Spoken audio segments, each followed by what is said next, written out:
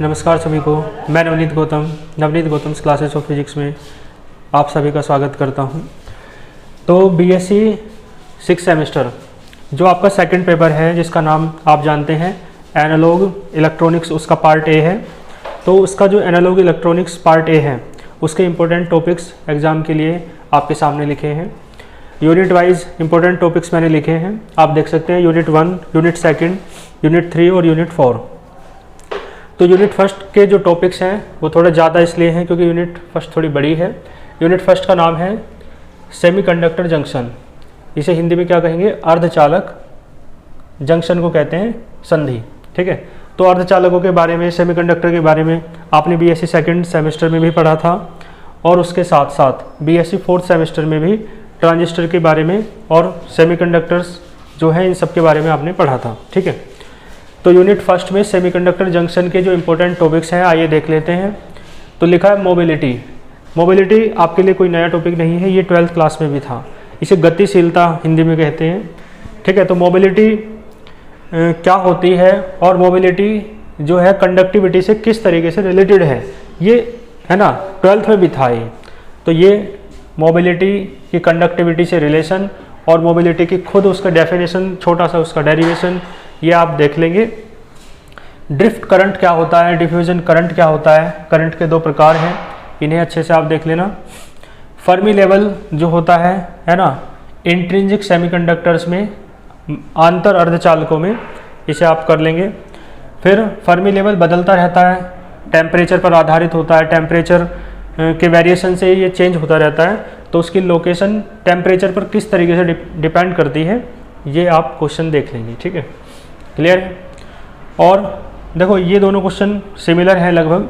Whole की concentration valence band में, क्योंकि वैलेंस बैंड में होल ज़्यादा रहते हैं ना, और कंडक्शन बैंड में, चालन बैंड में आपको इलेक्ट्रॉनों की कंसंट्रेशन, ये 2 है ना डेरिवेशन है सिमिलर, एक आने की संभावना रहती है। ठीक है, पोटेंशियल बैरियर या बैरियर पोटेंशियल आप देखेंगे, और बैरियर पोटेंशियल जो होता है उसकी विड्थ जो होती है, चौड़ाई, इसे आप देखेंगे। रोधिका विभव हिंदी में इसे कहते हैं।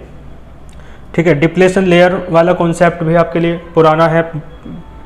पोटेंशियल बैरियर या बैरियर पोटेंशियल भी आपके लिए नया टॉपिक नहीं है। पीएन जंक्शन में आप पढ़ चुके हैं ये सब चीज़ें फर्स्ट सेम में, इसमें सेकंड सेमेस्टर में ही सेमीकंडक्टर डिवाइसेस में। ठीक है, डायनेमिक रेजिस्टेंस भी आपने पढ़ा होगा, 12th में भी पढ़ा होगा, है ना। ये सब टॉपिक ये सारे 12th लेवल से ही हैं और सेकंड सेम से भी रिलेट होते हैं।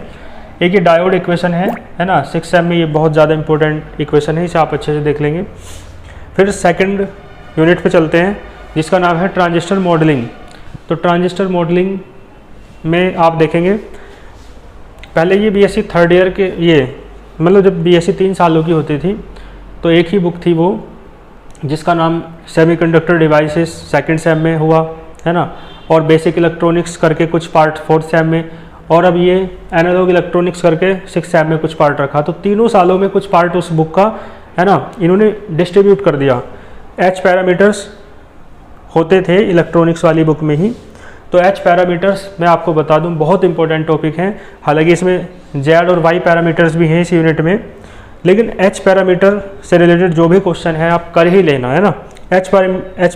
देखो एच पैरामीटर क्या होते हैं, एक तो ये बात हो गई। एच पैरामीटर कॉमन बेस के लिए, कॉमन इमीटर के लिए, कॉमन कलेक्टर कॉन्फ़िगरेशन के लिए क्या क्या होते हैं ये, और एच पैरामीटर इक्विवेलेंट जो सर्किट होते हैं ट्रांजिस्टर एम्पलीफायर के, है ना, उससे रिलेटेड क्वेश्चंस हैं, इसे देखना।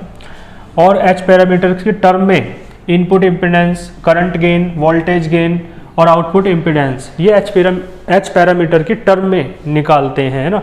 तो ये भी आपके लिए अच्छा क्वेश्चन है। ठीक है, और ये बहुत इंपॉर्टेंट है ये वाला शॉर्ट के हिसाब से।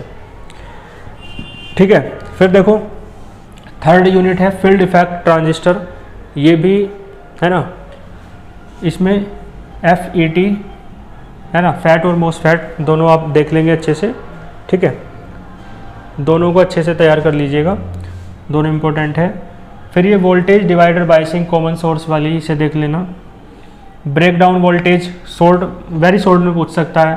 पिंच ऑफ वोल्टेज, है ना, शॉर्टेड गेट ड्रेन करंट, तो ये वेरी शॉर्ट के लिए, ये शॉर्ट में आपसे पूछ सकता है।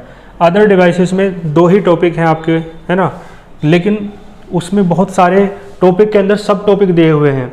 तो उसमें बस क्या है, कंस्ट्रक्शन और वर्किंग डायग्राम तो कंस्ट्रक्शन में आ जाता है, ये है ना, देख लेना बस, SCR की भी और UJT की भी, है ना, ठीक है। तो ये दोनों जो आपके अदर डिवाइसेस के अंतर्गत हैं, इनकी कंस्ट्रक्शन और वर्किंग देख लेना बस पर्याप्त रहेगा, ठीक है। तो इस तरीके से ये आपके एनालॉग इलेक्ट्रॉनिक्स जो है, ये एनालॉग इलेक्ट्रॉनिक सर्किट जो पार्ट ए है सेकंड पेपर का, उसके इंपॉर्टेंट टॉपिक्स आपके सामने थे, ठीक है। आप स्क्रीनशॉट ले सकते हैं। तो मिलते हैं फिर डिजिटल इलेक्ट्रॉनिक्स के इंपॉर्टेंट टॉपिक्स के साथ, तब तक के लिए ऑल द वेरी बेस्ट।